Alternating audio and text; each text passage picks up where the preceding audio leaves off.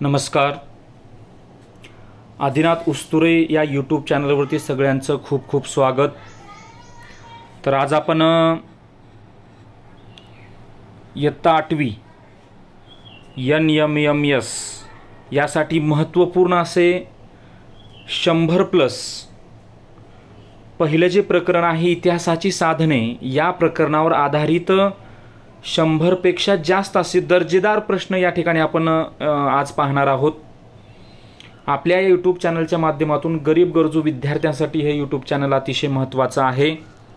तरी सर्वांनी हे चॅनल लाईक करा, सबस्क्राईब करा आणि जवळचे जे काही विद्यार्थी NMSची तयारी करण्याचा प्रयत्न किंवा ते करण्यासाठी ते परीक्षेमध्ये फॉर्म भरणार आहेत यावर्षी, त्यांना या चॅनलबद्दल नक्की माहिती द्या.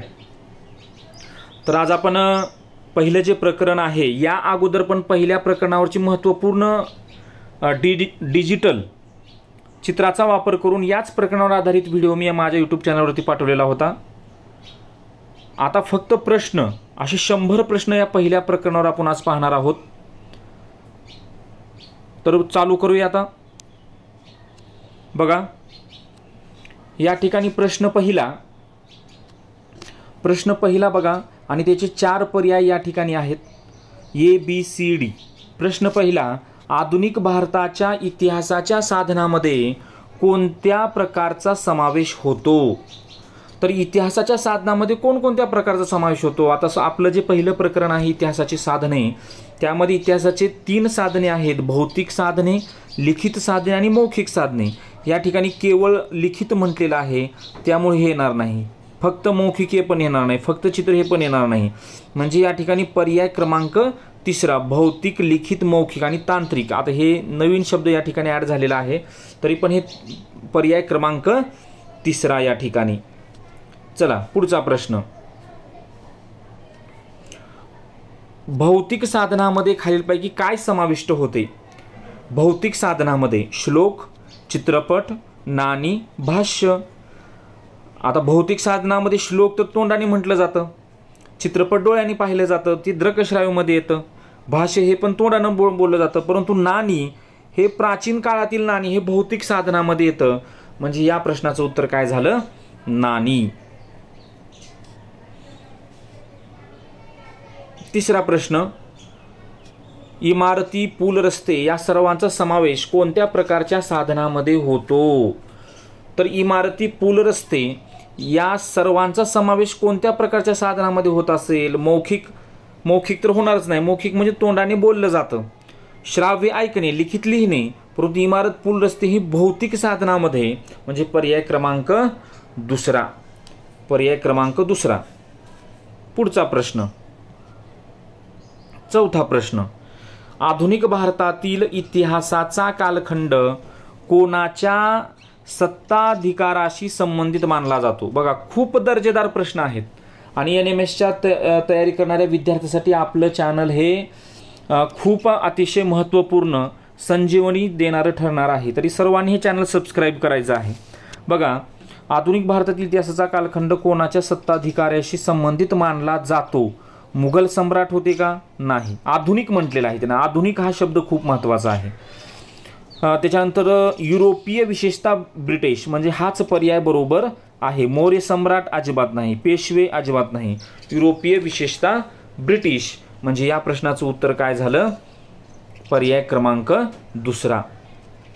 5वा प्रश्न या ठिकाणी, सेल्युलर जेल कोठे आहे? सेल्युलर जेल कोठे आहे? तर सेल्युलर जेल पुणे येथे आहे का? नाही.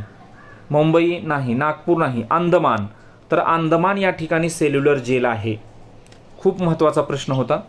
पुढे बघा, सेल्युलर जेलला भेट दिल्यानंतर कोणत्या व्यक्तीच्या कार्याविषयी माहिती मिळते? आणि मी याच प्रकरणावर आधारित डिजिटल चित्राचा वापर करून प्रत्येक घटनेचं चित्र या ठिकाणी त्या व्हिडिओमध्ये समावेश केलेला आहे. तो पण तुम्ही व्हिडिओ नक्की बघा.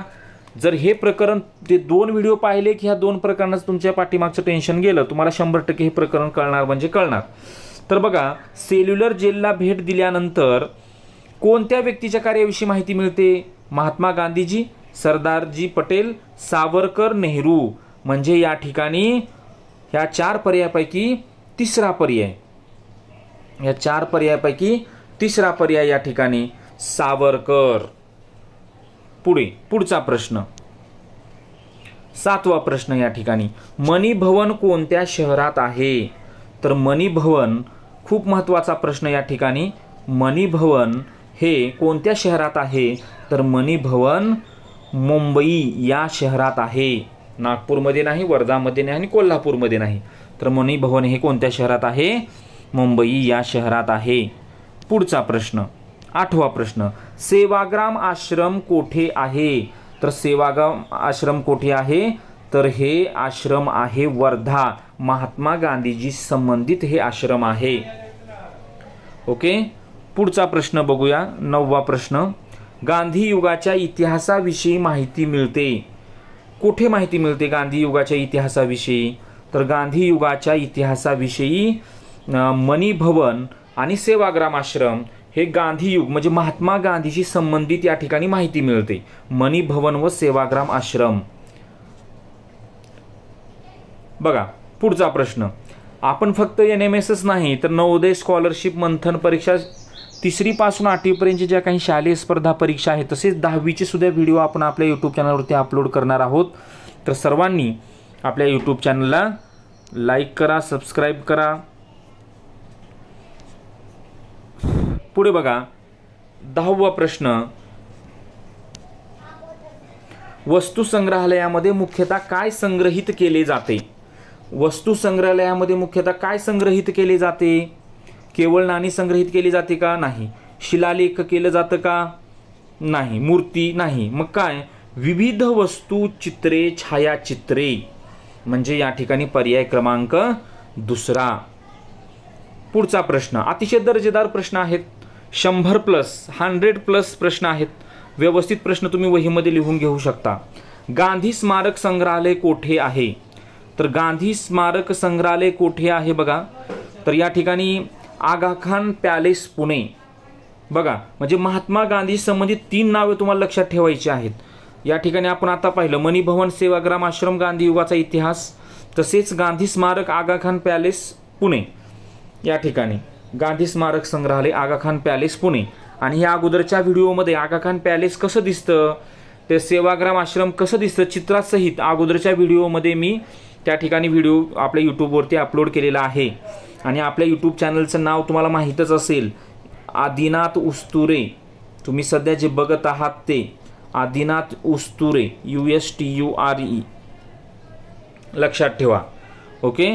पुढचा प्रश्न या ठिकाणी, पुण्यातील आगा खान पॅलेसमध्ये कोणत्या महत्त्वाच्या व्यक्तीच्या वस्तू ठेवलेल्या आहेत? आताच प्रश्न झालेला आहे तो, बरोबर आहे. आगा खान पॅलेस म्हटलं की महात्मा गांधीजी, बरोबर आहे. म्हणजे प्रश्न NMS मध्ये कसाही फिरवून विचारला जातो या ठिकाणी, हे लक्षात घ्या. त्याच्यानंतर पुढचा प्रश्न बघा 13वा प्रश्न, पुतळे व स्मारके यांच्याद्वारे कोणती माहिती मिळते आपल्याला? पुतळे व स्मारकेद्वारे हवामानाची माहिती मिळते का? नाही. कृषी इतिहासाची माहिती मिळते का? नाही. तत्कालीन व्यक्तीच्या व त्यांच्या कार्याची माहिती मिळते. म्हणजे पर्याय क्रमांक 3 अगदी उत्तर बरोबर आहे. खगोलशास्त्राची माहिती मिळते का? अजिबात मिळत नाही. म्हणजे पुतळे व स्मारके यांच्याद्वारे आपल्याला तत्कालीन व्यक्तींची व त्यांच्या कार्याची माहिती मिळते. 14वा प्रश्न, पुतळ्याच्या दर्शनी पाटीवर काय असतं? पुतळ्याच्या दर्शनी पाटीवर काय असतं? फक्त नाव असतं का? नाही. जन्म, मृत्यू व त्यांच्या कार्याची माहिती असते. म्हणजे पर्याय क्रमांक 2. फक्त वर्ष नसताना फक्त धर्म नसतो. जन्म, मृत्यू, त्या व्यक्ती जो पुतळा, ज्या व्यक्तीचा पुतळा आहे त्याचा जन्म कधी झाला, त्याचा मृत्यू कधी झाला व त्याच्या कार्याची थोडक्यात माहिती त्या पुतळ्यावरती त्या ठिकाणी दिलेली असते.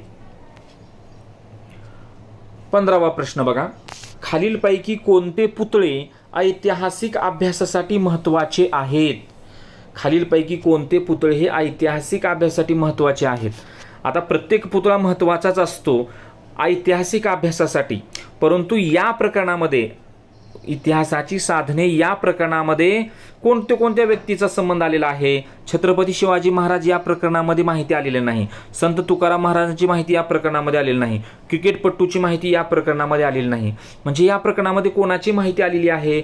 महात्मा फुले, लोकमान्य टिळक व डॉक्टर बाबासाहेब आंबेडकर यांच्याविषयी माहिती या ठिकाणी आलेली आहे. आणि यांची जी पुतळे आहेत, यांचे पुतळे ऐतिहासिक अभ्यासासाठी महत्त्वाचे आहेत. म्हणजे पर्याय क्रमांक 3. 16वा प्रश्न बघा, स्मारके कोणत्या कारणास्तव उभारली जातात? स्मारके प्रश्न 16वा, कोणत्या कारणास्तव उभारली जातात? कशासाठी स्मारके उभारायची? पर्यटनासाठी उभारायची, धार्मिक विधीसाठी उभारायची, घटनाच्या स्मृतिप्रित्यर्थ उभारायची का वास्तुशास्त्रासाठी उभारायची? तर ते स्मारक एखादी घटना घडलेली असेल तर त्या घटने पुढील पिढीला ती घटना कळावी यासाठी, म्हणजे घटना स्मृतिप्रित्यर्थ. बरोबर आहे. घटनाच्या स्मृती म्हणजे आठवण, त्या घटनेची आठवण लोकांना व्हावी, पुढच्या पिढीला समजावं की त्यावेळेस काय घडलेलं होतं, यासाठी स्मारके कारणास्तव उभारली जातात. पुढचा प्रश्न,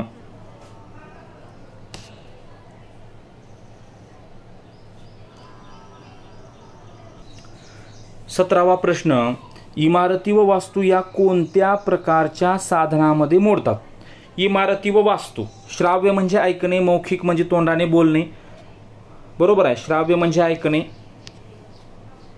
मौखिक म्हणजे तोंडाने बोलणे, दृश्य म्हणजे पाहणे. तर या भौतिक साधनामध्ये मोडतात. कोणत्या साधनामध्ये? भौतिक साधनामध्ये मोडतात. 18वा प्रश्न बघा, 18वा प्रश्न या ठिकाणी, आधुनिक भारताच्या काळात ज्या वस्तू बांधल्या गेल्या त्यात काय समाविष्ट होते? आधुनिक भारताच्या काळात ज्या वस्तू बांधल्या गेल्या त्याच्यामध्ये काय समाविष्ट होतं? त्यांनी मंदिरं व मस्जिदं बांधली, फक्त शाळा बांधल्या, प्रशासकीय कचेऱ्या, पूल, रस्ते, केवळ संग्रहालय. पण ह्याच्यामध्ये कोणतं महत्त्वाचं आहे की प्रशासकीय कचेऱ्या, पूल, रस्ते. प्रशासकीय कचेऱ्या, पूल, रस्ते या ठिकाणी, म्हणजे या ठिकाणी आधुनिक भारताच्या काळामध्ये प्रशासकीय कचेऱ्या, पूल, रस्ते बांधले गेले. अंदमान येथील सेल्युलर जेल आज कोणत्या प्रकारचं स्मारक आहे? अंदमान या ठिकाणी स्वातंत्र्यवीर सावरकर यांचं स्मारक आहे या ठिकाणी. तर राष्ट्रीय धार्मिक स्थळ आहे का? ते नाही. खाजगी वास्तू नाही, बंद कार्यालय नाही, ते राष्ट्रीय स्मारक आहे. अंदमान येथील सेल्युलर जेल. 20वा प्रश्न, संग्रहालय कोणत्या इतिहासाच्या अभ्यासात उपयोगी पडतात? आता संग्रहालय कोणत्या इतिहासाच्या अभ्यासात उपयोगी पडतात? शैक्षणिक, भूगोल, ऐतिहासिक, सामाजिक. आता संग्रहालयामध्ये काय असतो? ऐतिहासिक वस्तूचं जतन केलं जातं. म्हणजे त्या ठिकाणी ऐतिहासिक ज्या काही वस्तू असतात त्या इतिहासाच्या अभ्यासात उपयोगी पडतात. पुढचा प्रश्न, सेल्युलर जेलला भेट देताना कोणत्या गोष्टी समजतात? सेल्युलर जेल, तर त्या ठिकाणी काय झालं होतं सेल्युलर जेलला? आताचाच प्रश्न. संग्रहालय या ठिकाणी, सेल्युलर जेल, अंदमान येथे सेल्युलर जेल आहे ज्या ठिकाणी स्वातंत्र्यवीर सावरकरांना काळ्या पाण्याची शिक्षा झालेली होती. इंग्रजांनी त्यांना काहीतरी 100 का 50 वर्षाची शिक्षा दिली होती. तेव्हा स्वातंत्र्यवीर सावरकरांनी असं म्हटलेलं होतं, तितके दिवस इंग्रज राज्य टिकेल का? बघा म्हणजे किती धाडस त्या क्रांतिकारकाचं होतं. म्हणजे सेल्युलर जेल, या सेल्युलर जेलला भेट दिल्यानंतर कोणत्या गोष्टी आपल्याला समजतात? तो किल्ला आहे का? नाही. देवतांची पूजा, प्राचीन लेखन अजिबात नाही. त्या ठिकाणी स्थापत्य आणि क्रांतिकार्य या 2 गोष्टी आपल्याला समजतात. पुढचा प्रश्न, गांधीजींच्या वापरातील वस्तू कुठे पाहायला मिळतात? वस्तू संग्रहालय गांधीजींचं कोठे आहे? तर या ठिकाणी आगाखान पॅलेस संग्रहालय. म्हणजे एखादा प्रश्न 3-4 प्रकारे फिरवून विचारला जातो या ठिकाणी, हे लक्षात घ्यायचं आहे आपण. 23वा प्रश्न, डॉक्टर बाबासाहेब आंबेडकर यांचा पुतळा अभ्यासताना काय माहिती मिळते हो? काय माहिती मिळते? त्यांचा पुतळ्याचा जर अभ्यास करताना त्यांचे राजकीय विचार, त्यांच्या जीवनपटाची थोडक्यात माहिती, त्यांचे साहित्य, त्यांच्या नोकरीची माहिती. तर या ठिकाणी त्यांच्या जीवनपटाची थोडक्यात माहिती या आपल्याला पुतळा अभ्यासताना त्यांची माहिती मिळते, जीवनामध्ये काय काय घडलेलं आहे. बरोबर आहे. पुढे बघा, लिखित व मौखिक साधने व्यतिरिक्त आणखी कोणत्या प्रकारच्या साधनाचा समावेश आधुनिक साधनामध्ये होतो? बघा, लिखित व मौखिक साधने व्यतिरिक्त आणखी कोणत्या प्रकारचा आधुनिक साधनामध्ये होतो? खूप महत्त्वाचा प्रश्न आहे हा, खूप महत्त्वाचा प्रश्न. मौखिक साधने आधुनिक साधनामध्ये, बघा आधुनिक साधनामध्ये समावेश म्हटलेला आहे. मग कोणत्या प्रकारचा? आपल्याला केवळ ग्रंथ आहे का? अजिबात नाही. शिलालेख वास्तलिखित नाही. तांत्रिक व शास्त्रीय नाही. श्राव्य आणि दृकश्राव्य, श्राव्य आणि दृकश्राव्य या ठिकाणी म्हणजे श्राव्य आणि दृकश्राव्य साधनाचा आधुनिक साधनामध्ये समावेश होतो. सेल्युलर जेलचा उपयोग काय होता? बरोबर आहे. सेल्युलर जेलमध्ये त्या ठिकाणी मी आताच तुम्हाला सांगितलं, स्वातंत्र्यवीर सावरकरांना शिक्षा झाली होती काळ्यापणाची, त्या ठिकाणी तुरुंग, बरोबर आहे, ते तुरुंग होतं, तुरुंग म्हणून त्याचा उपयोग केला जात होता. आता ते राष्ट्रीय स्मारक म्हणून ओळखलं जातं. 26वा प्रश्न, इमारतीच्या स्वरूपावरून काय समजते? इमारतीच्या स्वरूपावरून काय समजतं? हवामान समजतं का? धर्म समजतो? आर्थिक संपन्नता समजते? खूप महत्त्वाचे प्रश्न, सर्व प्रश्न दर्जेदार प्रश्न आहेत आणि NMSच्या परीक्षेसाठी 100% पडणारे प्रश्न आहे. 100% असे 100 प्रश्न या ठिकाणी आपल्या चॅनलच्या माध्यमातून तुमच्यासाठी. फक्त मोफत क्लास, जनसेवा ही ईश्वर सेवा या संकल्पनेतून, यामध्ये काही इनपुट नाही ना आउटपुट नाही. फक्त NMSच्या विद्यार्थ्यांना 48,000 शिष्यवृत्ती, जे काही मुलं कष्ट करतात त्यासाठीही आपण आपल्या यूट्यूब चॅनलच्या माध्यमातून हा उपक्रम राबवत आहोत. सर्वांनी, जे काही NMSची तयार करणारे विद्यार्थी आहेत त्या सर्वांना फक्त व्हॉट्सअपवरून शेअर करायचं आहे त्यांना, आणि एक वेळेस चटकन बघायचं आणि पटकन लक्षात ठेवायचं या ठिकाणी. म्हणजे पर्याय क्रमांक 3. 27वा प्रश्न बघा, प्राचीन आणि मध्ययुगीन भारताच्या इतिहासाच्या साधनाचा अभ्यास आपण कधी केला होता? बघा प्रश्न कसा विचारलेला आहे बघा. प्राचीन आणि मध्ययुगीन भारताच्या इतिहासाच्या साधनाचा अभ्यास आपण कधी केला होता? कधी केला होता? बघा आता ही परीक्षा कितवीला आहे? 8वीला आहे. आपण सध्या इतिहासाची साधने प्रकरण 8वीचं इतिहासाचं पहिलं प्रकरण पाहत आहोत. परंतु NMSला 7वी मधले सुद्धा प्रश्न, 7वीच्या इतिहासामधले सुद्धा प्रश्न विचारले जातात. आणि हा प्रश्न त्यावरच आहे की प्राचीन आणि मध्ययुगीन भारताच्या इतिहासाच्या साधनाचा अभ्यास आपण कधी केला होता? या वर्षी केला होता का नाही? पुढच्या वर्षी नाही, मागच्या वर्षी. म्हणजे पर्याय क्रमांक 3. पर्याय क्रमांक 3 या ठिकाणी.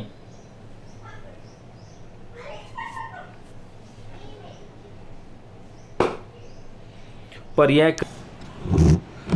तर या ठिकाणी हा प्रश्न बघा कसा विचारलेला आहे. तर मागच्या वर्षी आपण प्राचीन आणि मध्ययुगीन भारताच्या साधनाचा अभ्यास आपण केला होता. बघा आपण स्पर्धा परीक्षेसाठी एक व्हॉट्सअप ग्रुप पण बनवलेला आहे. हा माझा मोबाईल नंबर आहे.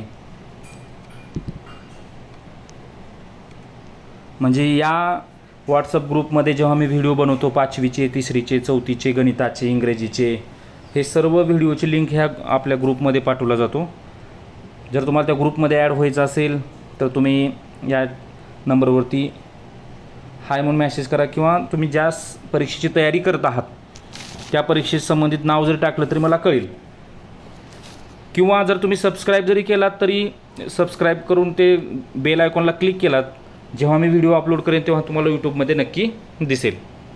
ओके. बघा इतिहासाच्या साधनाचे कोणते 3 मुख्य प्रकार आहेत? तर इतिहासाच्या साधनाचे मुख्य 3 प्रकार कोणकोणते आहेत? श्राव्य, दृश्य, धार्मिक नाही. मौखिक, शास्त्रीय, दृकश्राव्य नाही. भौतिक, लिखित आणि मौखिक. म्हणजे पर्याय क्रमांक 3 हे उत्तर अगदी बरोबर आहे. पुढचा प्रश्न, डॉक्टर बाबासाहेब आंबेडकरांनी कोणते पहिले पत्र सुरू केले होते? या ठिकाणी कोणते पहिले पत्र सुरू केले होते? जनता, प्रबुद्ध भारत, मूकनायक, बहिष्कृत भारत. आता या ठिकाणी बघा हे 4 जे नावं तुम्हाला दिसत आहेत ना, हे 4ही नावं या डॉक्टर बाबासाहेब आंबेडकरांशी संबंधित आहेत, हे लक्षात ठेवा. जनता, प्रबुद्ध भारत, मूकनायक, बहिष्कृत भारत. ते काय आहेत ते आपण पुढे प्रश्नातून पाहणारच आहोत.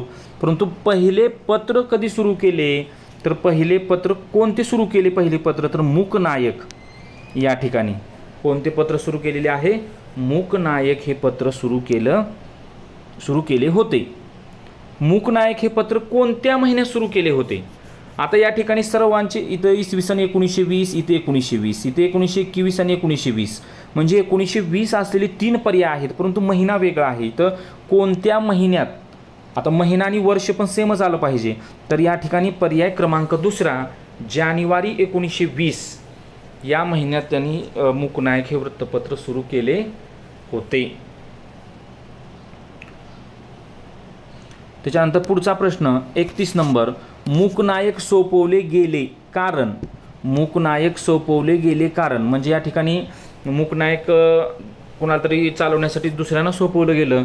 कारण काय झालं होती परिस्थिती त्यावेळेस? डॉक्टर बाबासाहेब आंबेडकरांनी हे अशी मूकनायक त्यांनी दुसऱ्यांना सोपवलं कारण त्यांना इंग्लंडला विद्याभ्यासासाठी जायचे होते, म्हणून मूकनायक सोपवले गेले. बघा, ते बंद करण्यात आलं नव्हतं, ते चालूच होतं. ओके. पुढचा प्रश्न 32वा प्रश्न या ठिकाणी 1927 मध्ये डॉक्टर बाबासाहेब आंबेडकरांनी कोणते पत्र सुरू केले? 1927 मध्ये. आता काय होतं? 1920 जानेवारी 1920 मूकनायक. लक्षात ठेवायचं, जानेवारी 1920 मूकनायक लक्षात ठेवा. आणि 1927 मध्ये कोणते पत्र सुरू केलं? तर 1927 मध्ये बहिष्कृत भारत. 1927 मध्ये बहिष्कृत भारत हे पत्र सुरू केले त्यांनी. 1927 मध्ये बहिष्कृत भारत हे पत्र सुरू केले, लक्षात ठेवा. त्याच्यानंतर 33वा प्रश्न, बहिष्कृत भारत या पत्राचा नेमका उद्देश काय होता? नेमकं हे बहिष्कृत भारत पत्र कशासाठी सुरू करण्यात आलेलं होतं? शैक्षणिक माहिती देण्यासाठी, जसं माझं यूट्यूब चॅनल आहे शैक्षणिक व्हिडिओसाठी, तसं होतं का? सरकारी घोषणा करणे, जनतेचे प्रबोधन व संघटन. कारण डॉक्टर बाबासाहेब आंबेडकरांनी संपूर्ण आयुष्य हे जनतेची सेवा करण्यासाठीच घालवलेलं होतं, म्हणजेच त्यांनी काय केलेलं आहे? या पत्राचा जो उद्देश आहे जनतेचे प्रबोधन व संघटन, हा पर्याय अतिशय योग्य आहे. डॉक्टर बाबासाहेब आंबेडकरांनी पुढीलपैकी कोणती पत्रे चालवली? बघा, डबल तोच प्रश्न आलेला आहे, फिरवून प्रश्न विचारला जातो, त्यापेक्षा पण जास्त आहेत. कोणती पत्रे चालवली? केसरी आणि ज्ञानोदय चालवली का? नाही, केसरी वेगळा आहे, लोकमान्य टिळकाशी संबंधित आहे तो. जनता व प्रबुद्ध भारत मी तुम्हाला आता सांगितलेलं होतं. बघा काय हो का या ठिकाणी बघा, मूकनायक, जनता, प्रबुद्ध भारत, बहिष्कृत भारत, हे लक्षात ठेवा. आणि या ठिकाणी प्रश्न अशा पद्धतीनं विचारला जातो आणि आपण त्या ठिकाणी कन्फ्यूज, मुलं या ठिकाणीच कन्फ्यूज होतात. म्हणजे या ठिकाणी केसरी, प्रभाकर, दीनबंधू, अमृत बाजार, जनता हे वेगळ्या व्यक्ती संबंधित आहेत. म्हणजे जनता व प्रबुद्ध भारत ही पत्रे डॉक्टर बाबासाहेब आंबेडकरांनी चालवली होती. पुढचा प्रश्न, लोकहितवादी म्हणजे कोण? शॉर्टकटमध्ये प्रश्न, सुंदर प्रश्न, शॉर्ट बट स्वीट. लोकहितवादी म्हणजे गोपाळ हरी देशमुख. ओके, खूप सोपा प्रश्न आहे या ठिकाणी. पुढचा प्रश्न, गोपाळ हरी देशमुख यांनी कोणत्या साप्ताहिकातून शतपत्रे, या ठिकाणी अजून पुढे एक प्रश्न असेल बघा, शतपत्रे कोणी चालवली? गोपाळ हरी देशमुख. कोणत्या साप्ताहिकातून चालवली? आता इथे या ठिकाणी 4 पर्याय आहेत, प्रभाकर, केसरी, दीनबंधू, जनता. तर त्यांनी प्रभाकर या साप्ताहिकातून त्यांनी शतपत्रे लिहिली. ओके. पुढचा प्रश्न 37वा, वृत्तपत्रातून आपल्याला कोणत्या प्रकारची माहिती मिळते? वृत्तपत्रातून आपल्याला कशाची माहिती मिळते? आपण आता दररोज वर्तमानपत्र वाचतो, त्या वर्तमानपत्रामध्ये राजकीय गोष्टी असतात, सामाजिक गोष्टी असतात, सांस्कृतिक गोष्टी असतात. म्हणजे ABC तिन्ही पर्याय बरोबर आहेत. म्हणजेच या ठिकाणी आपल्याला कोणता पर्याय गोल करावा लागेल? चौथा पर्याय. म्हणजे या प्रश्नाचं उत्तर काय झालं? पर्याय क्रमांक 4. पुढचा प्रश्न 38वा बघा, वृत्तपत्रातील अग्रलेखामधून काय होते?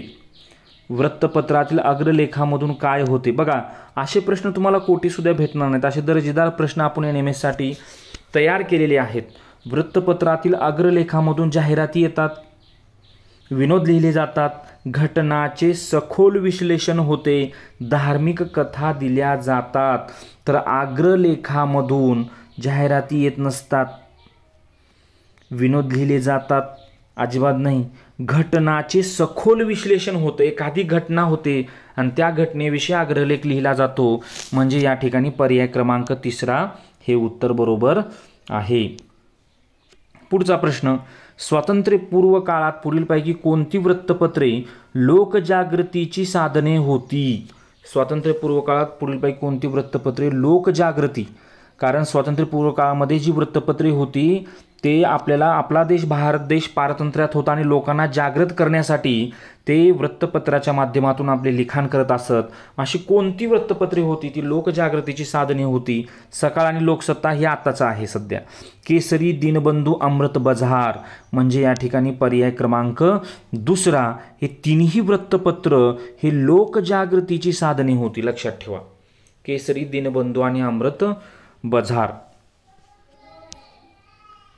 पुढचा प्रश्न, ज्ञानोदय व ज्ञानप्रकाश ही कोणत्या काळातील वृत्तपत्रे होती? कोणत्या काळातील होती? स्वातंत्र्यानंतरची होती, स्वातंत्र्यपूर्व होती, ब्रिटिश पूर्व होती आणि सध्याची आहेत असं त्यानं म्हटलेलं आहे. परंतु ज्ञानोदय व ज्ञानप्रकाश ही स्वातंत्र्यपूर्व काळातील होती, म्हणजे पर्याय क्रमांक 2 या ठिकाणी. पुढचा प्रश्न, वृत्तपत्राद्वारे आपणास कोणत्या सरकारच्या धोरणाचा अभ्यास करता येतो? तर वृत्तपत्राद्वारे आपल्याला सरकारच्या कोणत्या धोरणाचा अभ्यास करता येतो? तर या ठिकाणी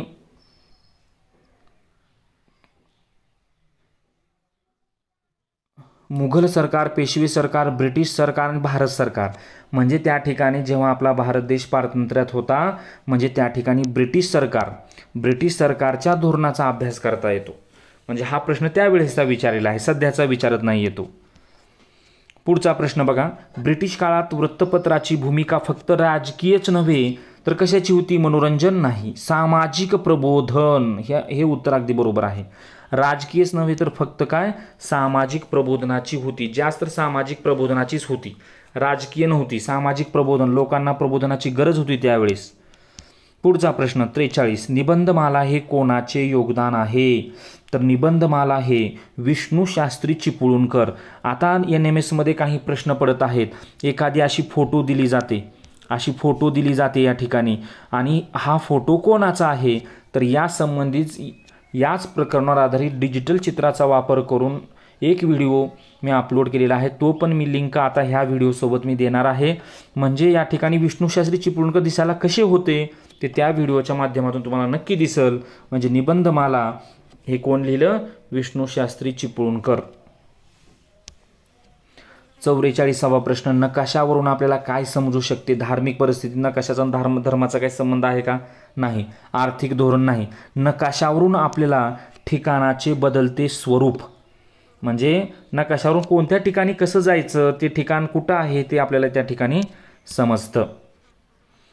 सर्व्हे ऑफ इंडिया या संस्थेचे कार्य काय? सर्व्हे ऑफ इंडिया संस्थेचे कार्य बघा, वृत्तपत्र छापणे, कायदे बनवणे, नकाशे तयार करणे आणि पुतळे बनवणे. सर्व्हे म्हणजे या शब्दाचा अर्थच लक्षात घ्या. सर्व्हे म्हणजे निरीक्षण करणे किंवा शोधणे, निरीक्षण करणे, एखाद्या ठिकाणाची माहिती देणे, सर्व्हेचा अर्थ. म्हणजे या ठिकाणी पर्याय क्रमांक 3 नकाशा तयार करणे या सर्व्हे ऑफ इंडिया संस्थेचे कार्य होते. पुढचा प्रश्न, नकाशे कोणत्या पद्धतीने तयार केले जात होते? नकाशे हे सर्व प्रश्न प्रकरण जे पहिलं आहे 8वीचं त्यावर आधारित काढलेले आहेत, हे मनाचे प्रश्न नाही आहेत. नकाशे कोणत्या पद्धतीचे तयार केले जात होते? बघा, नकाशे हे अंदाजावर तयार करतात का? नाही. धार्मिक दृष्टिकोनातून अजिबात नाही. म्हणजे हे पर्याय क्रमांक 3 शास्त्रशुद्ध सर्वेक्षणावर आधारित हे नकाशे तयार केले जात होते. पुढचा प्रश्न, आराखडे मुख्यतः कोणाशी संबंधित असतात? तर आराखडे हे संत चरित्रे, स्थापत्य व विकास, संगीत, भूगोल. तर आराखडे हे, आता आराखडे म्हणजे स्थापत्य व विकास. प्रश्न वाचल्यानंतर आपल्या या प्रकरणामध्ये कोणते शब्द आहेत एक प्रकरण वाचल्यानंतर तुम्हाला समजू शकतं. संत चरित्र कधी शब्द नाही, संगीत नाही, भूगोल नाही. म्हणजे स्थापत्य व विकास हा पर्याय अगदी बरोबर आहे. आराखड्यावरून आपल्याला कोणती माहिती मिळू शकते हो? शेतीविषयक माहिती मिळू शकते, व्यक्तीचं चरित्र, विकासाचे टप्पे आणि शिक्षणविषयक नाही. तर आराखड्यावरून आपल्याला विकासाचे टप्पे याविषयी माहिती मिळते. 49वा प्रश्न, हुतात्मा स्मारके कोणत्या गोष्टीची माहिती देतात? तर हुतात्मा म्हणजे काय? ज्याने आपल्या देशासाठी, स्वातंत्र्यासाठी बलिदान दिलं त्या गोष्टीची माहिती देतात, म्हणजे शौर्य व बलिदान. पर्याय क्रमांक 3. 50 या ठिकाणी. तर 50, लिखित साधनामध्ये पुढीलपैकी कोणता प्रकार येतो? लिखित म्हणजे लिहिणे. चरित्रे, पुतळे नाही, कारंजे नाही, चरित्रे, चित्रफित. आता पुतळे, कारंजे हे भौतिक साधनामध्ये येऊ शकेल. तर चरित्रे म्हणजे हाताने लिहिणे. चरित्र आणि आत्मचरित्र, जे स्वतः लिहितो ते आत्मचरित्र, आणि आपल्या जीवनाविषयी जर समजा दुसऱ्यांनी कोणी लिहिलं तर ते चरित्र झालं. बरोबर आहे. तर चरित्रे हे लिखित साधनामध्ये येतं. 51वा प्रश्न या ठिकाणी, प्रबोधन या शब्दाचा अर्थ काय? प्रबोधन म्हणजे काय? मनोरंजन, अंधश्रद्धा नाही, विरोध नाही. तर प्रबोधन म्हणजे जागृती व शिक्षण. बघा, खूप महत्त्वाचा शब्द आहे आणि या शब्दाला स्वातंत्र्यपूर्व काळामध्ये खूप महत्त्व होतं. जागृती व शिक्षण या ठिकाणी. पुढचा प्रश्न 52, डबल प्रश्न आलेला आहे, पण प्रश्न या ठिकाणी कसा विचारलेला आहे बघा. डॉक्टर आंबेडकरांनी चालवलेली वृत्तपत्रे किती? बघा, डॉक्टर बाबासाहेब आंबेडकर वृत्तपत्रे ह्या शब्दाकडे लक्ष द्या. वृत्तपत्रे चालवले किती म्हणतात त्यांनी या ठिकाणी.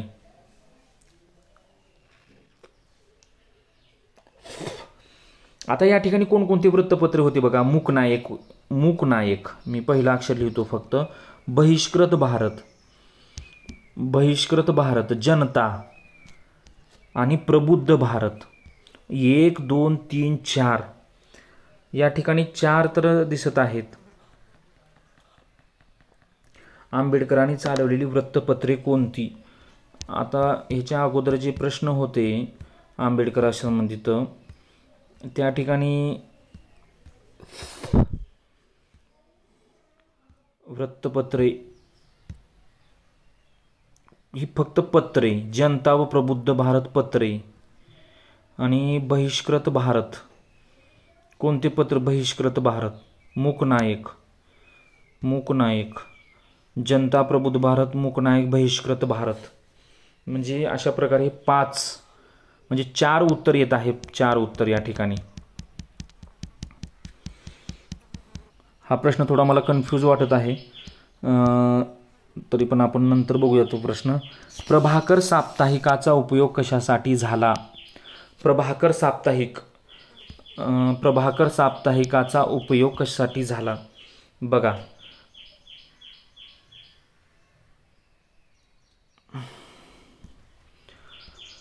तर प्रभाकर साप्ताहिकाचा उपयोग कशासाठी झाला? तर सामाजिक व सांस्कृतिक भाष्याकरता प्रभाकर साप्ताहिकाचा उपयोग झाला. इतर जे पर्याय तुम्ही वाचताना ते पर्याय बघा, त्या प्रकरणामध्ये नसतातच. हे धार्मिक प्रसारासाठी, निवडणूक प्रचारासाठी, व्यापारासाठी अजिबात नाही. ओके. पुढचा प्रश्न, फॅक्टरी रेकॉर्ड्स. बघा, फॅक्टरी रेकॉर्ड्स म्हणजे काय असतात? लिहिलेलं रेकॉर्ड ठेवणे. ते लिखित आहे, मौखिक, भौतिक, श्राव्य अजिबात नाही. बरोबर आहे. फॅक्टरी रेकॉर्ड्स ते लिखित असतं. पुढचा प्रश्न, स्वातंत्र्यपूर्व काळात वृत्तपत्राचा उपयोग कोणत्या क्षेत्रात होतो? व्यापारात होत होता का? नाही. पहिल्या प्रकरणामध्ये व्यापार हा शब्द कुठंच नाही. शिक्षण होता, पण वृत्तपत्राचा उपयोग शिक्षणामध्ये नव्हता. शेतीमध्ये तर अजिबातच नाही. म्हणजे या ठिकाणी राजकीय आणि सामाजिक प्रबोधनामध्ये ह्या स्वातंत्र्यपूर्व काळातली वृत्तपत्राचा उपयोग होत होता. म्हणजे राजकीय व सामाजिक प्रबोधन. मुंबई पोर्ट ट्रस्टकडे कोणते ऐतिहासिक साधन आहे? तर मुंबई पोर्ट ट्रस्टकडे मूळ आराखडे आहेत. पुतळे, नकाशे, वृत्तपत्रे असं काही सुद्धा नाही. ते मूळ आराखडे हे कोणाकडे आहेत? मुंबई पोर्ट ट्रस्टकडे. मुंबईच्या नागरी विकासाची माहिती कोणत्या साधनावरून मिळते? वृत्तपत्रावरून मिळते का नागरी विकासाची माहिती? पोवाड्यावरून, छायाचित्रावरून? अजिबात नाही. तर ती कशावरून मिळते? आराखड्यावरून मिळते. बघा, किती सुंदर सुंदर असे प्रश्न आहेत दर्जेदार. मौखिक साधनामध्ये पुढीलपैकी काय समाविष्ट होतं? मौखिक म्हणजे फक्त तोंडाने बोलायचं, म्हणजे लोकगीते. लोकगीते हे मौखिक साधनाचाच एक प्रकार आहे. संयुक्त महाराष्ट्राच्या लढ्यावर आधारित कोणते मौखिक साधन आहे? बघा, संयुक्त महाराष्ट्राचा लढा, या ठिकाणी संयुक्त महाराष्ट्र लढ्यावर पोवाड्याच्या माध्यमातून लोकांमध्ये जागृती केली जायची. पोवाड्याच्या माध्यमातून लोकांमध्ये काय केले जायचं? जागृती केली जायची. आणि अशा प्रकारे पर्याय क्रमांक 3. दृकश्राव्य साधनाचा विकास कशामुळे झाला? दृकश्राव्य साधनाचा विकास, दृक पाहणे, श्राव्य ऐकणे, या 2 गोष्टी, दृकश्राव्य साधनाचा विकास हा तांत्रिक विकासामुळे झाला. उद्योग क्रांतीमुळे नाही, ब्रिटिश शासनामुळे नाही ना, समाज सुधारणेमुळे नाही. तर दृकश्राव्य साधनाचा विकास हा तांत्रिक विकासामुळे झालेला आहे. छायाचित्रे कोणत्या प्रकारचे साधन आहे? छायाचित्रे म्हणजे फक्त आपण चित्र डोळ्यांनी पाहू शकतो, हे दृक स्वरूपाचे साधन आहे. त्याच्यानंतर 62वा प्रश्न, या ठिकाणी पर्याय थोडं इथं चुकलेला आहे. छायाचित्रावरून आपल्याला कोणती माहिती मिळते? शैक्षणिक माहिती, सामाजिक कथा, व्यक्ती व प्रसंगाचे दृश्य स्वरूप. मी काय म्हणलं? छायाचित्र हे फक्त आपण पाहू शकतो, म्हणजे व्यक्ती व त्याचा जो प्रसंग आहे त्याचे दृश्य स्वरूप ते फक्त डोळ्याने आपण पाहू शकतो, म्हणजे या ठिकाणी पर्याय क्रमांक 3 या ठिकाणी. 63वा प्रश्न, मध्ययुगीन चित्राबाबत कोणती समस्या असते? जे मध्ययुगीन जे चित्र आहेत त्या चित्रामध्ये समस्या कोणती असते? ते रंगीत नसतात, भाषा समजत नाही, त्यांची विश्वासार्हता शंका घेते. बरोबर आहे. म्हणजे ते मध्ययुगीन काळातले जे काही चित्र आहेत ते चित्र, त्याच्यामध्ये विश्वासार्हता खूप आहे, कमी आहे, विश्वासार्हता कमी आहे, शंका खूप येते त्यामध्ये, म्हणजे पर्याय क्रमांक त्या ठिकाणी 3. पुढचा प्रश्न डबल प्रश्न झाला वाटतं, असं मला वाटतंय. डबल झाला प्रश्न. छायाचित्रे कशामुळे अधिक विश्वसनीय मानले जातात? कारण छायाचित्रे हे अधिक कशामुळे विश्वसनीय मानले जातात? कारण ती रंगीत असतात, वस्तुनिष्ठ असतात, ऐकायला मिळतात, ती भारतातीलच तयार होतात, कारण ती काय असतात? वस्तुनिष्ठ असतात, म्हणून ते अधिक विश्वसनीय मानली जातात. व्यक्तीच्या छायाचित्रावरून काय माहिती मिळते? तर व्यक्तीच्या छायाचित्रावरून आपल्याला एखाद्या व्यक्तीचं चित्र पाहिलं, त्याचे विचार लगेच कळतात का आपल्याला? नाही. त्याचं भाषण नाही. फक्त चित्रावरून भाषण कसं कळणार? त्याचं चरित्र, तो कसा आहे वागायला, अजिबात कळत नाही. त्याचा पेहराव मात्र त्या छायाचित्रावरून आपल्याला समजू शकतं. पुढचा प्रश्न 67वा, ध्वनिमुद्रण तंत्राचा उपयोग कशासाठी होतो? तर ध्वनिमुद्रण तंत्राचा उपयोग कशासाठी होतो? ध्वनिमुद्रण म्हणजे काय? रेकॉर्डिंग. आपल्याला मराठीमध्ये सांगायचं म्हटलं तरी म्हणजे एखादी गोष्ट रेकॉर्ड करायची आणि ते ऐकायचं. म्हणजे ध्वनिमुद्रण तंत्राचा उपयोग भाषांतरासाठी नाही, चित्रकलेसाठी नाही, ऐकण्यासाठी, रेकॉर्ड तयार करण्यासाठी. म्हणजे हे उत्तर अगदी बरोबर आहे.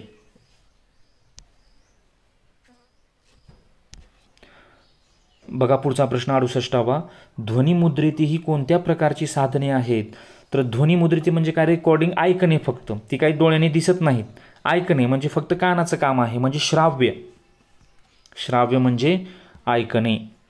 69वा प्रश्न, रवींद्रनाथ टागोराचे कोणते गीत ध्वनिमुद्रित स्वरूपात उपलब्ध आहे?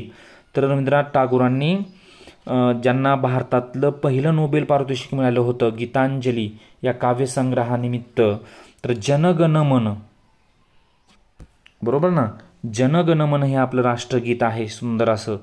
तर या ध्वनिमुद्रित स्वरूपात उपलब्ध आहे. 17वा प्रश्न, सुभाषचंद्र बोस यांचे कोणते साधन इतिहासासाठी उपयोगी ठरते? बघा कोणते साधन? तर सुभाषचंद्र बोस यांचे अनेक भाषण, त्यांनी जे भाषण केलेली आहेत, सुभाषचंद्र बोस यांनी म्हटलेलं होतं बघा, तुम मुझे खून दो मैं तुम्हें आझादी दूंगा.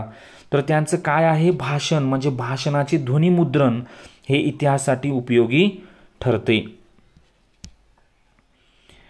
स्वातंत्र्य चळवळीत रचण्यात आलेली गीते कोणती? तर स्वातंत्र्य चळवळीत रचण्यात आलेली गीते, भक्तिगीते ही देवाची असतात. स्फूर्तिगीते स्वातंत्र्य चळवळीमध्ये उपयोगी ठरतात कारण लोकांना स्फूर्ती येण्यासाठी. बालगीते चित्रगीते नाही, म्हणजे या ठिकाणी पर्याय क्रमांक दुसरा. स्वातंत्र्य सैनिकांना मुखोद्गत असलेली गीते कोणत्या प्रकारात येतात? तर स्वातंत्र्य सैनिकांना मुखोद्गत असलेली गीते ही, आता गीते म्हटलं की मौखिकच येणार, ते लिखित दृक छायाचित्रामध्ये येणार नाही, तोंडाने म्हणावे लागतात गाणे. 73वा प्रश्न, स्फूर्तिगीतामधून कोणती माहिती मिळते?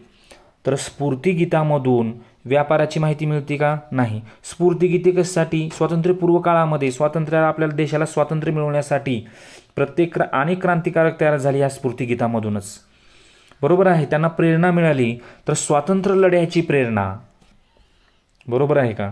स्वातंत्र्य लढ्याची प्रेरणा ही याची माहिती कशातून मिळते? स्फूर्तिगीतामधून मिळते. 74वा प्रश्न या ठिकाणी, 1857चा स्वातंत्र्य लढा यावर कोणते मौखिक साधन आधारित आहे? बघा, खूप महत्त्वाचा प्रश्न आहे. 1857चा स्वातंत्र्य लढा यावर कोणते मौखिक साधन आधारित आहे? तर 1857चा स्वातंत्र्य लढा यावर पोवाडे, यावर एक पोवाडा सुद्धा गायला गेला होता. तो पोवाडा अजून सुद्धा आहे 1857चा स्वातंत्र्य लढा यावर.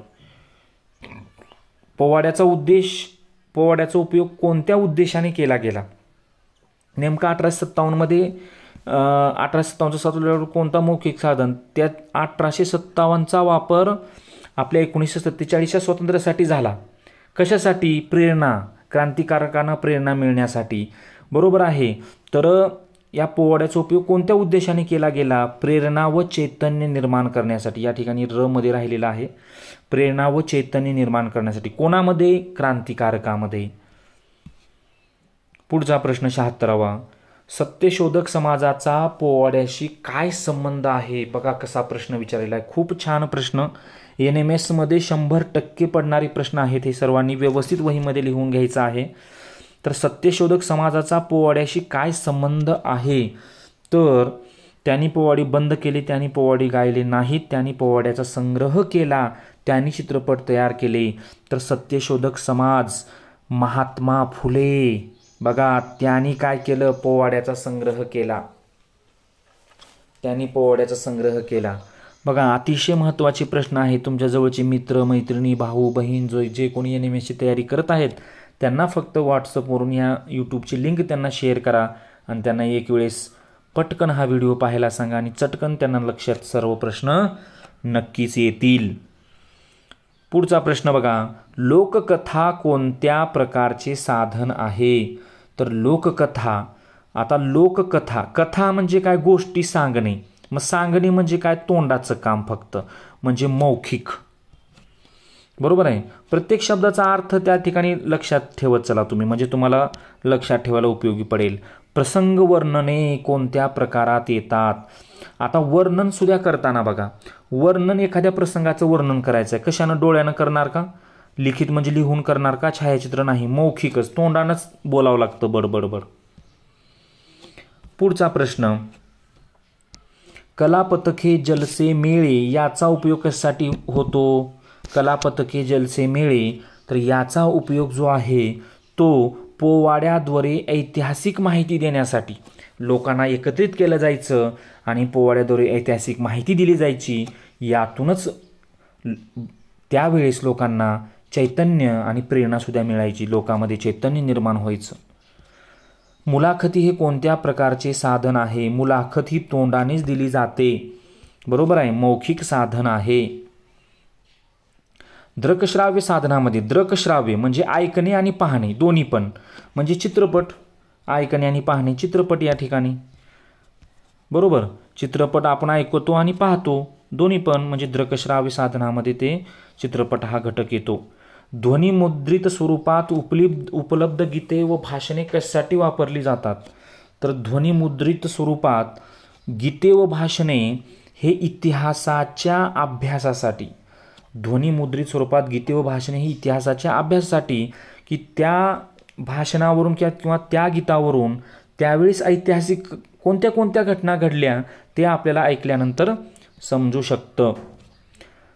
83वा प्रश्न, स्फूर्तिगीते आज कोणत्या स्वरूपात आहेत? स्फूर्तिगीते आज लिखित व मुखोद्गत या स्वरूपात आहेत. पोवाड्यामधून आपल्याला काय माहिती मिळते? पोवाड्यामधून आपल्याला काय माहिती मिळते? फक्त काव्य कळतं, व्यक्ती व घटनेविषयी माहिती मिळते, आर्थिक नोंदी, भूगोल. बघा, छत्रपती शिवाजी महाराजचे अनेक पोवाडे आहेत, संभाजी महाराजचे अनेक पोवाडे आहेत. म्हणजे त्यातून त्यांना कळतं की ती व्यक्ती आणि त्या व्यक्तीने काय नेमकं योगदान दिलं किंवा त्यांचं कार्य काय आहे, त्या व्यक्ती व घटनेविषयी आपल्याला काय मिळते? माहिती मिळते. रवींद्रनाथ टागोर कोणत्या गीताचे रचनाकार होते? तर रवींद्रनाथ टागोर हे जन गण मन. प्रश्न डबल आलेला आहे हा, परंतु थोड्या वेगळ्या प्रकारे विचारलेला आहे. जन गण मन. चित्रपट, छायाचित्रे, ध्वनिमुद्रित हे कोणत्या काळातील साधने आहेत? तर ही आधुनिक काळातील साधने आहेत. चित्रपट, छायाचित्र, ध्वनिमुद्रित. चित्रपट ह्या प्राचीन काळामध्ये तर काही नव्हतंच, मध्ययुगीन किंवा वैदिक काळामध्ये हे तिन्ही पर्याय या ठिकाणी येणार नाहीत. आधुनिक म्हणजे आता सध्या असलेला काळ. पुढचा प्रश्न 87. आधुनिक भारताच्या इतिहासासाठी कोणत्या प्रकारची साधने अधिक प्रमाणात उपलब्ध आहेत? आधुनिक भारताच्या इतिहासासाठी कोणत्या प्रकारची साधने अधिक प्रमाणात? विविध शिलालेख, वस्तुसंग्रहालय, पोवाडे, विविध प्रकारची साधने उपलब्ध आहेत. आधुनिक काळातील भौतिक साधनाचे वैशिष्ट्य काय आहे? तर आधुनिक काळातील भौतिक साधनाचे वैशिष्ट्य, ती नष्ट होतात नाही, ती सुस्थितीत आहेत, ती फक्त डिजिटल असतात, ती फक्त मौखिक असतात. ती काय आहेत? ती सुस्थितीत आहेत. खूप महत्त्वाचा पर्याय या ठिकाणी, ती सुस्थितीत आहेत. आधुनिक काळातील जी भौतिक साधनं आहेत ती सध्या सुस्थितीत आहेत. ओके. पुढचा प्रश्न या ठिकाणी 89 नंबरचा प्रश्न. लिखित साधनाचा अभ्यास करताना कोणता विचार करावा लागतो आपल्याला? लिखित साधनाचा अभ्यास करताना त्यातील अक्षराचा विचार करावा लागतो, त्यातील कागदाचा प्रकार कोणता, दृष्टिकोन आणि प्रेरणा. बघा, लिखित साधनाचा अभ्यास करण्याचा दृष्टिकोन आणि प्रेरणा याचा आपल्याला काय करावा लागतो? विचार करावा लागतो. इतिहासाचा समृद्ध वारसा कोणामुळे पुढच्या पिढ्यापर्यंत पोहोचवता येतो? कोणामुळे पुढच्या पिढीपर्यंत पोहोचवता येतो? मी तुम्हाला ह्याच्या अगोदर पण सांगितलेलं आहे. पाठीमागे एखादी पुतळी उभारली जातात बघा, कशासाठी? किंवा एखादं स्मारक उभारलं जातं, कशासाठी उभारलं जातं? कारण पाठीमागे हा जो वारसा आहे तो पुढच्या पिढीला कळला पाहिजे. म्हणजे काय केलं पाहिजे? हे जे ऐतिहासिक साधन आहे त्याचं काय केलं पाहिजे? हो, जतन केलं पाहिजे. जतन. काय केलं पाहिजे? जतन केलं पाहिजे.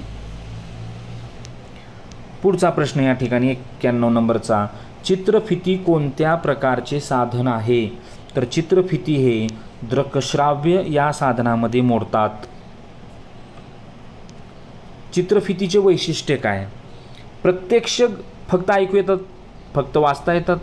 प्रत्यक्ष घटना जशी घडली तशी पाहता येते, याला चित्रफिती म्हणतात. बघा, खूप महत्त्वाचं वैशिष्ट्य या ठिकाणी आणि अतिशय खूप महत्त्वाचा प्रश्न. प्रत्यक्ष घटना जशी घडली तशी पाहता येते.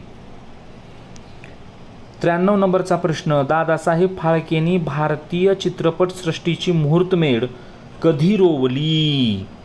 तर या ठिकाणी दादासाहेब फाळके यांनी 1913, पर्याय क्रमांक 2. भारतीय स्वातंत्र्य लढ्यातील कोणत्या ऐतिहासिक घटनेची चित्रफित उपलब्ध आहे? भारतीय स्वातंत्र्य लढ्यातील कोणत्या ऐतिहासिक घटनेची चित्रफित उपलब्ध आहे? बघा, हा प्रश्न किती सुंदर प्रश्न आहे. कोणत्या ऐतिहासिक घटना चित्रफित उपलब्ध आहे? वंदे मातरम, चलो जाओ आंदोलन, विधवा पुनर्वास, शुद्धी चळवळ. या ठिकाणी हा जो दुसरा पर्याय आहे, चले जाओ, याची चित्रफित सध्या उपलब्ध आहे, चले जाओ आंदोलनाची. बघा, किती महत्त्वाचा प्रश्न आहे हा. बरोबर आहे. सर्व प्रश्न दर्जेदार असे आपल्या यूट्यूब चॅनलवरती सर्वांनी सबस्क्राईब करायचं आहे. सबस्क्राईब यासाठी करायचं आहे, तुम्हाला पुढचे व्हिडिओ नक्की मिळतील. या टिंबटिंब या आधुनिक तंत्रज्ञानावर आधारित साधनामध्ये समाविष्ट होतो. आधुनिक तंत्रज्ञानावर आधारित कोणता आहे? आता आधुनिक तंत्रज्ञानावर आधारित सध्याच्या आधुनिक काळामध्ये चित्रपट पाहतो तो काय आहे? दृकश्राव्य. त्या आधुनिक तंत्रज्ञानावरच आधारित आहेत ते. पुढचा. पुण्यातील कोणते ठिकाण गांधी स्मारक म्हणून प्रसिद्ध आहे? कोणतं? आगा खान पॅलेस. आगा खान पॅलेस. 20व्या शतकातील आधुनिक तंत्रज्ञानाचा आगळा वेगळा आविष्कार म्हणजे काय? आत्ताच सांगितलं, चित्रपट. आगळा आविष्कार. ओके. लिखित साधने अभ्यासताना आपणास काय तपासावे लागते? लिखित साधने अभ्यासताना आपण काय तपासावं लागतं? रेखाचित्र, कागदाचा रंग, प्रेरणा. डबल प्रश्न आलेला आहे पण थोडा वेगळा. प्रेरणा व दृष्टिकोन तपासावा लागतो लिखित साधने अभ्यासताना. प्रेरणा व दृष्टिकोन तपासावा लागतो या ठिकाणी. ब्रिटिश काळातील वृत्तपत्रे कोणत्या प्रकारचे काम करत होती? ब्रिटिश काळातील वृत्तपत्रे ही फक्त राजकीयच नव्हती, सामाजिक प्रबोधन करत होती ती. सामाजिक प्रबोधन म्हणजे पर्याय क्रमांक 3 या ठिकाणी. आणि 100 शतक या ठिकाणी. इतिहासाचे कोणते साधन अत्यंत विश्वसनीय मानले जाते? आता कोणतं साधन अत्यंत विश्वसनीय मानलं जातं? विश्वसनीय आपण आत्ताच पाहिलं बघा. काय आताच काय पाहिलं?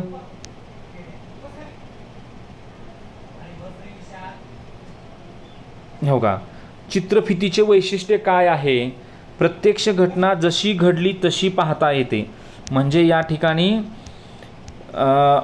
विश्वसनीय कोणता आहे? तर अत्यंत विश्वसनीय चित्रफित. अत्यंत विश्वसनीय काय आहे? चित्रफिती या ठिकाणी. चित्रपट तंत्रज्ञानात प्रगती कशी झाली? कधी झाली? चित्रपट तंत्रज्ञानात प्रगती कधी झाली? आता सध्याचा काळ जो आहे 20व्या शतकात चित्रपट तंत्रज्ञानात प्रगती झाली. कोणत्या शतकात? 20व्या शतकात. दांडी यात्रा या घटनेची माहिती कोणत्या माध्यमातून मिळते? कोणत्या माध्यमातून मिळते? चित्रफितीतून. ओके. पुढचा प्रश्न, चित्रफितीतून काय काय फायदे होतात? तर चित्रफितीतून आपल्याला ऐतिहासिक घटना स्पष्ट पाहता येते. जशी आहे, जशी घटना घडली तशी, त्या पद्धतीनं. चित्रफिती कोणत्या काळातील साधन आहे? तर चित्रफिती ही सध्या आधुनिक काळातील साधन आहे. आधुनिक काळातील साधन आहे. साधनाचे जतन करण्याचे मुख्य कारण काय? कारण साधनाचे जतन जर केलं तर पुढच्या पिढीसाठी वारसा जपणे. पुढच्या पिढीसाठी वारसा जपणे म्हणजे या ठिकाणी पर्याय क्रमांक 3. स्वातंत्र्य लढ्याविषयी माहिती मिळवण्यासाठी कोणता उपक्रम उपयुक्त ठरेल? बघा, खूप असा प्रश्न उपयोजनात्मक विचारलेला आहे. कोणता माहिती मिळवण्यासाठी काय करचाल तुम्ही? स्वातंत्र्य लढ्याविषयी माहिती मिळवायचं आहे तेव्हा तुम्ही काय कराल की स्वातंत्र्य आपल्या वेगवेगळ्या पुस्तकामध्ये समजा ते पुस्तक तुम्ही वापरत नसाल तर त्यावेळेचे जे काही छायाचित्र आहे त्या छायाचित्राचा संग्रह तुम्ही करू शकता. आणि हे संग्रह करून ती घटना कधी घडली तिथून तुम्ही ते स्वातंत्र्य माहिती मिळवू शकता. अशा पद्धतीचे 108 प्रश्न बघा, तब्बल 106 प्रश्न या ठिकाणी सुंदर एका प्रकरणावर आधारित, असे प्रत्येक प्रकरणावर आधारित आपण प्रश्न या ठिकाणी NMS साठी काढणार आहोत. तर सर्वांनी जे काही विद्यार्थी NMSची तयारी करणारे आहेत किंवा नवोदयची तयारी करणारे आहेत, स्कॉलरशिपची STSची तयारी करणारे आहेत, तर तुम्ही तुमच्या सर्व मित्रमैत्रिणींना लाईक करा, शेअर करा, सबस्क्राईब करायला विसरू नका.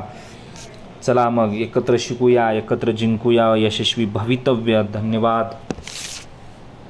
पुन्हा एकदा सर्वांचे खूप खूप धन्यवाद. हा व्हिडिओ तुम्हाला नक्कीच आवडलेला असेल. सर्व NMSची तयारी करणाऱ्या विद्यार्थ्यासाठी, तसेच 5वी नवोदय, स्कॉलरशिप, 8वी स्कॉलरशिप, मंथन परीक्षा या सर्व स्पर्धा परीक्षेसाठी हे चॅनल अतिशय उपयोगी आहे. सर्वांनी आपले हे चॅनल सबस्क्राईब करा. धन्यवाद.